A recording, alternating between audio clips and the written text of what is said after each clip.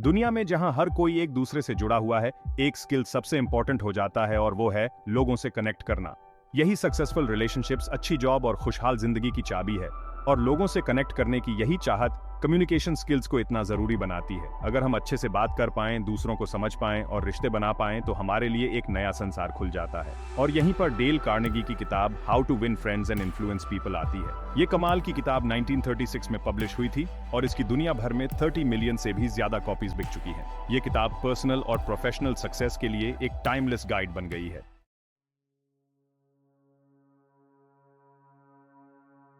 How to win friends and influence people ये कोई आम सेल्फ हेल्प बुक नहीं है। ये तो एक गाइड है लोगों से गहरे रिश्ते बनाने का और जिंदगी में लोगों से कैसे पेश आना है ये समझने का।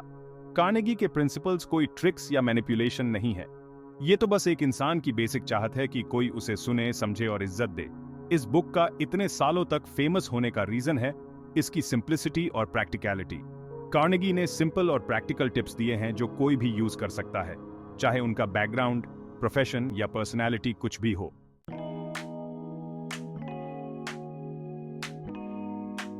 क्या सक्सेस होता क्या है? क्या ये सिर्फ पैसे और करियर में आगे बढ़ने का नाम है?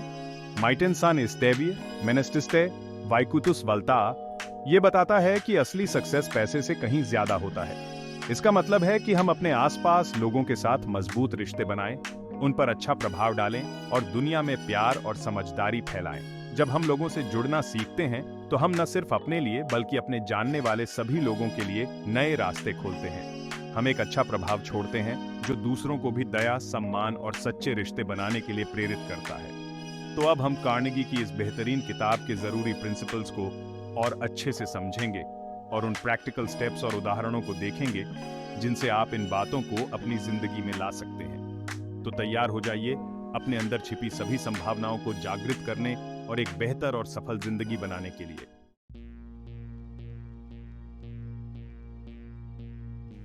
सोचो, आप एक ऐसे कमरे में जा रहे हो जहां टेंशन और इल्जाम है हर तरफ।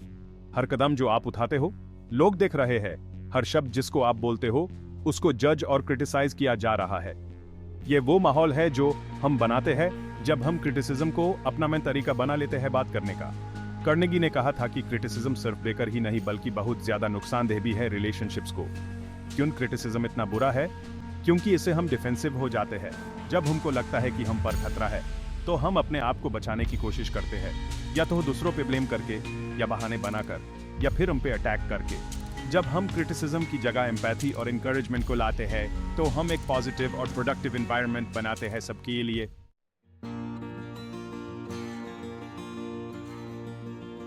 जब हम अपने रिलेशनशिप्स के बारे में सोचते हैं तो ये याद रखना बहुत जरूरी है कि हमें किसी को जज नहीं करना चाहिए। जज करना, उंगली उठाना, ब्लेम करना, ये सब करना बहुत आसान है, लेकिन ये नेगेटिव तरीका कभी भी किसी का भला नहीं करता। जज करने की बजाय कार्नेगी ह्यूमेन बोलते हैं कि ह्यूमेन समझने की कोशिश करनी चाहिए।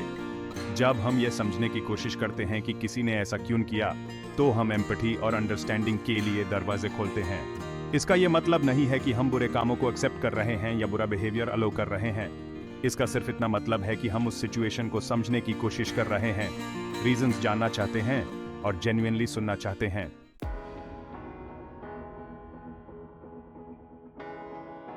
कृतिकी से भी ज्यादा पावरफुल चीज है स्ट्रॉन्ग रिलेशनशिप्स और पॉजिटिव चेंज के लिए, और वो है अप्रिशिएशन। जब हम किसी की जेन्युइनली अप्रिशिएट करते हैं, उनके काम की, उनकी पर्सनालिटी की, तो एक सेंस ऑफ बिलोंगिंग आता है। उन्हें लगता है कि वो इंपॉर्टेंट है। याद करो, लास्ट टाइम कब किसी ने आपको जेन्युइनली थैंक यू बोला था? आपके काम के लिए, आपके एफर्ट्स के लिए। कैसा लगा था आपको? शायद आपका कॉन्फिडेंस बढ़ गया था, मोटिवेशन मिली थी, या उस इंसान से आपकी बॉन्डिंग स्ट्रांग हो गई थी। छोटी छोटी चीजें जैसे कि एक जेन्युइन थैंक यू, किसी की अच्छाइयों को नोटिस करना या उनके होने की खुशी एक्सप्रेस करना, इन सब का बहुत डीप इम्पैक्ट होता है।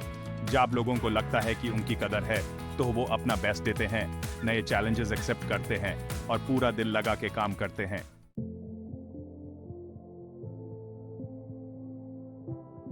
जब हम क्रिटिसिज्म को साइड में रख देते हैं और दूसरों को बिना जज किए समझने की कोशिश करते हैं और जेन्युइनली अप्रिशिएट करते हैं तो हम एक पॉजिटिव और एनकरेजिंग एनवायरनमेंट बनाते हैं। ऐसे माहौल में लोग अपने आप को कंफर्टेबल फील करते हैं, रिस्क लेते हैं और अपने बेस्ट वर्जन की तरफ बढ़ते हैं। इमेजिन करो, ये पॉजिटिव एनवायरनमेंट एक फर्टाइल लैंड की तरह है जहां रिलेशनशिप्स ग्रो और डेवलप हो सकते हैं। जब हम जज करना और नेगेटिविटी को छोड़ देते हैं तो ट्रस्ट, रिस्पेक्ट और टीम स्पिरिट डेवलप होता है और फ्लरिश करता है। लोग ओपनली कम्युनिकेट करने में कंफर्टेबल होते हैं, अपने आइडियाज शेयर करते हैं और एक दूसरे की ग्रोथ में सपोर्ट करते हैं। यह पॉजिटिव एनवायरनमेंट का मतलब ये नहीं है कि एक ऐसा उटोपिया क्रिएट करना जहां सब हमेशा अग्री करते हैं या कोई कभी गलती नहीं करता। ये तो एम्पैथी, अंडरस्टैंडिंग और एनकरेजमेंट की कल्चर को बढ़ावा देना है, जहां लोग अपने आप को वैल्यूड, रिस्पेक्टेड और सपोर्टेड फील करें अपने एफर्ट्स में।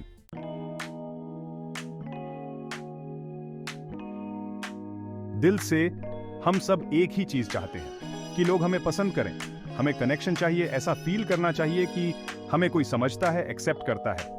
यही चाहत हमें नए दोस्त बनाने, नए रिलेशनशिप्स बनाने के लिए पुश करती है। चाहे पर्सनल लाइफ हो या प्रोफेशनल लाइफ, हम सबको एक्सेप्टेंस चाहिए होती है। डेल कार्नेगी ने इस भावना को बहुत अच्छे से समझा था और उन्होंने इस बात को अपनी किताब how to win friends and influence people में बहुत इंपॉर्टेंस दी है। वो जानते थे कि सिर्फ दिखावा करने से या ऊपर ऊपर से चार्मिंग बनने से आप किसी का दिल नहीं जीत सकते। सच्चे रिलेशनशिप्स एम्पैथी, रिस्पेक्ट और जेन्युइन इंटरेस्ट से बनते हैं। किसी को भी अपना बनाने का सबसे आसान तरीका है उनमें जेन्युइनली इंटरेस्टेड होना, और ये बहुत पावरफुल चीज है। आजकल लगता है सबको बस अपने बारे में बात करना है, तो जब आप किसी में जेन्युइनली इंटरेस्टेड होते हो तो ये एकदम फ्रेश लगता है। मतलब अपने बारे में बात करना कम और दूसरों को सुनना ज्यादा, उनसे बात करना, अपने आसपास के लोगों को जाना। सोचो, जब कोई हमारी कोई बात याद रखता है तो हमें कैसा लगता है?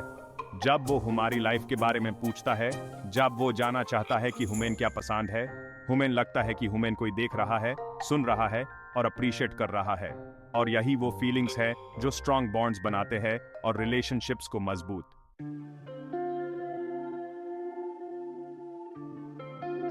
इस भागदौड़ भरी जिंदगी में हम रोज नए लोगों से मिलते हैं और ये सोचना आसान होता है कि किसी का नाम याद रखना जरूरी नहीं है। लेकिन जैसा कि कार्नेगी कहते हैं, किसी का नाम याद रखना और उसे इस्तेमाल करना, ये दिखाने का सबसे आसान और सबसे अच्छा तरीका है कि आप उसकी इज्जत करते हैं। याद है जब आप किसी से मिले थे और उसने आपका नाम याद रखा, और अगली बार जब आप मिले तो उसने आपका नाम लेकर बुलाया? कैसा लगा था आपको? क्या आपको उस इंसान से कनेक्शन फील हुआ थोड़ी सी मुलाकात में ही? जब आप किसी का नाम याद रखते हैं तो आप ये दिखाते हैं कि आप उसकी बात सुन रहे थे। आप दिखाते हैं कि वो आपके लिए इम्पोर्टेंट है। आप ये दिखाते हैं कि आपको उसकी परवाह है। नाम याद रखने में मेहनत लगती है, प्रैक्टिस लगती है, लेकिन ये आपके रिश्तों में बहुत बड़ा फर्क ला सकता है।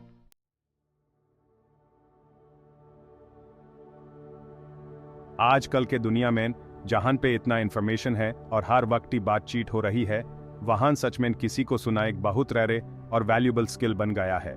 ज्यादातर हम इतना जल्दी में होते हैं अपने आंसर्स के बारे में सोचने में, अपने फोन्स चेक करने में, या फिर अपनी बारी आने का वेट करने में कि हम एक्चुअली सुनते ही नहीं कि सामने वाला क्या बोल रहा है।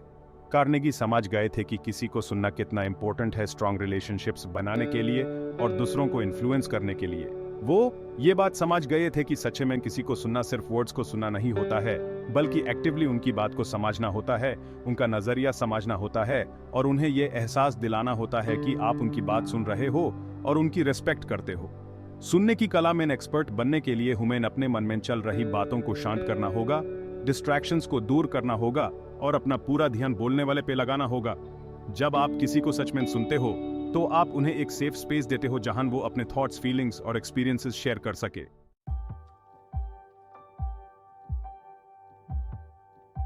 सोचो, आपके पास एक आइडिया है, प्रोजेक्ट है या फिर विजन है जिसमें आपको पूरा भरोसा है। आप उस पर पूरा दिल से यकीन करते हो और चाहते हो कि बाकी लोग भी आपका एक्साइटमेंट समझे। लेकिन कैसे आप लोगों को अपने आइडिया के लिए मनाओगे, बिना फोर्स करे, बिना मैनिपुलेट करे या बिना उन्हें ये एहसास दिलाए कि उन पे दबाव है? यहाँ पे आते हैं कार्नेगी के पर्सुएजन के प्रिंसिपल्स। उनका कहना है कि सच्चा पर्सुएजन किसी को अपनी बात मनवाना नहीं है, बल्कि उन्हें यह समझाना है कि हमारे नजरिए की वैल्यू और इंपॉर्टेंस क्या है। सक्सेसफुल पर्सुएजन का राज ये समझना है कि लोग उन आइडियाज को एक्सेप्ट जल्दी करते हैं जो उनके खुद के वैल्यूज, बिलीव्स और गोल्स से मेल खाते हैं। इसका मतलब है एक कॉमन ग्राउंड खोजना, ट्रस्ट बनाना और अपने आइडियाज को ऐसे तरीके से प्रेजेंट करना जो दिल और दिमाग दोनों को छू जाए।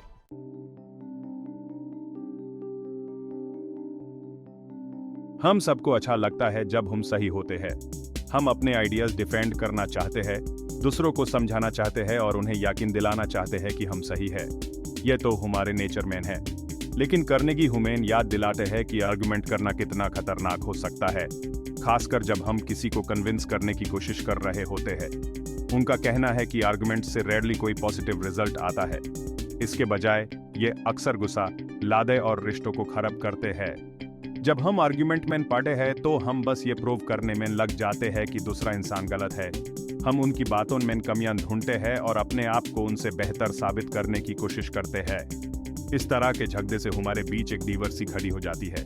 इसे एक दूसरे से समझना और एक दूसरे की बात समझना मुश्किल हो जाता है। जब हम लड़ाई के बजाय मिलकर काम करते हैं तो पॉजिटिव और सक्सेसफुल रिजल्ट्स मिलने के चांसेस बढ़ जाते हैं।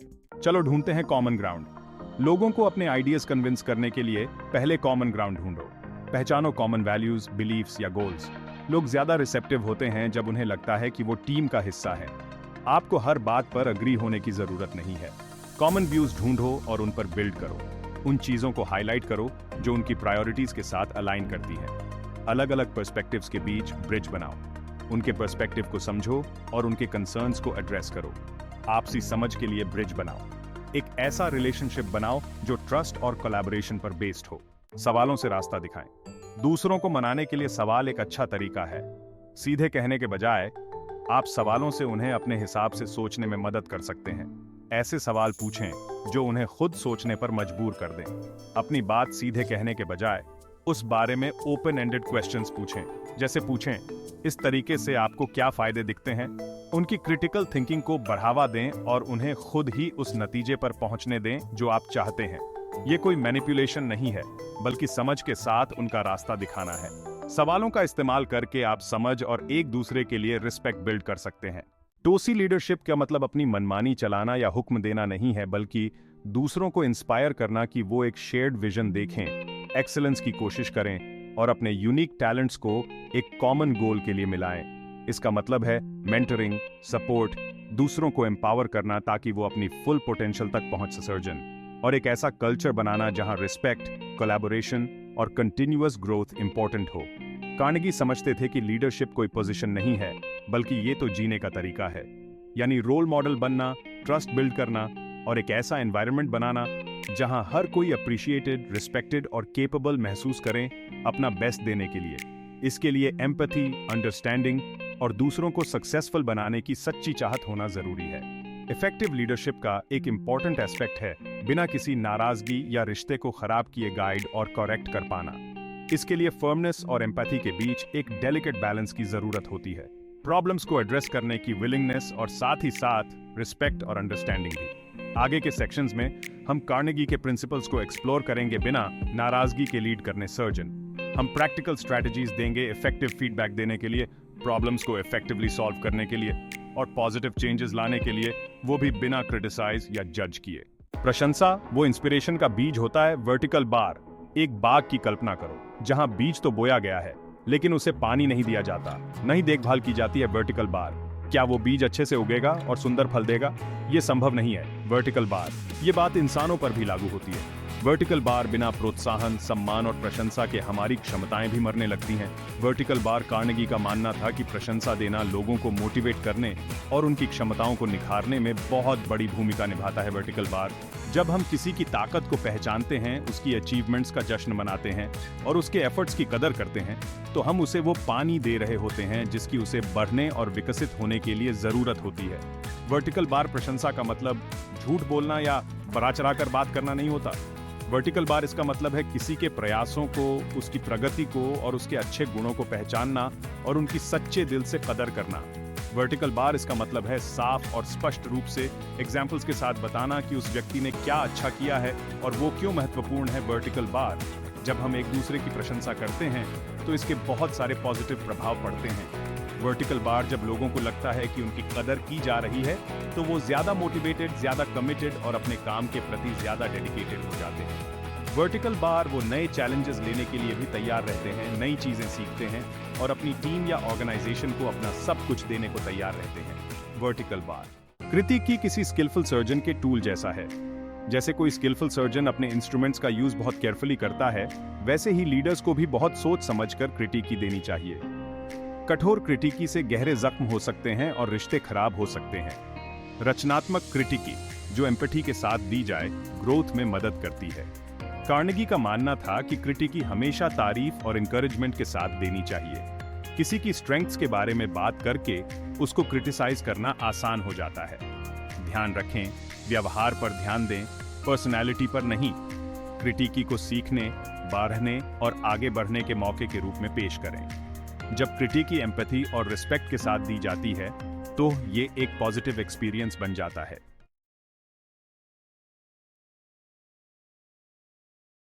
बाधाने के लिए एनकरेज करो, नफरत नहीं। लीडरशिप का मतलब है ऐसा एनवायरनमेंट बनाना जहां लोग बांधने के लिए और अपना बेस्ट देने के लिए एनकरेज करें। ऐसा कल्चर बनाओ जहां हमेशा सुधार हो रहा है और मिस्टेक्स को सीखने का मौका समझा जाए। सक्सेसफुल लीडर्स बढ़ाने के लिए प्रेरित करते हैं, नफरत नहीं। लोग बदलाव को एक्सेप्ट करते हैं जब उन्हें लगता है कि उनकी कदर है और उन्हें सपोर्ट किया जा रहा है। रेगुलर फीडबैक दो और अपॉर्चुनिटीज दो ताकि वो ग्रो कर सकें। इंकरेज करो कि वो अपने कंफर्ट जोन से बाहर आए और मिस्टेक्स को सीखने का चांस समझें। ग्रोथ, टीम वर्क और हमेशा सुधार करने वाले कल्चर को बढ़ावा दो।